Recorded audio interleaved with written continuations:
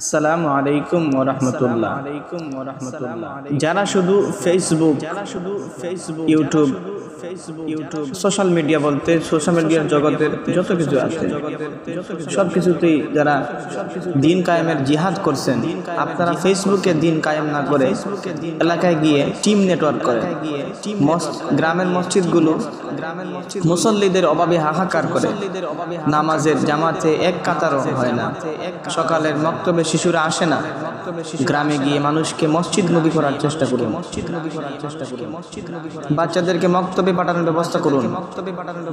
ফেসবুকে ইসলাম গেল বলে চিল্লা ফাল্লা করলে কোনো ফায়দা হবে না। ইন্টারনেট শেষ হয়ে গেলে সব চেতনাও শেষ হয়ে যাবে। প্রতিটি মহল্লায় দিনী পরিবেশ তৈরি করুন। রাষ্ট্রে দিন কায়েম হতে সময় লাগে না।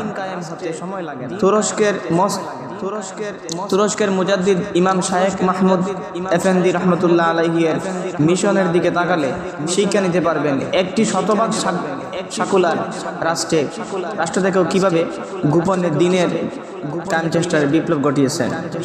দিন কায়েমের জন্য অমুক কি করেছেন, অমুক হুজুর কি করেন, অমুক পীর সাহেব কি করেন, এগুলো হচ্ছে শয়তানি বক্তব্য। আমরা যতটুকু দায়িত্ব আমি ততটুকু আঞ্জাম দেওয়ার চেষ্টা করব। একজনের ভেতর চেতনা জাগিয়ে তুলতে আর 10 জনকে কটাক্ষ করে কথা বলা দিন কায়েমের কোনো মানহাজ নয়।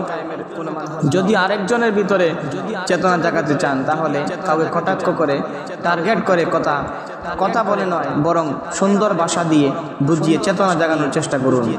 আমার সাথে একমত হওয়া জরুরি নয়, ভিন্ন মত করতে পারেন। আসসালামু আলাইকুম ওয়া রাহমাতুল্লাহ।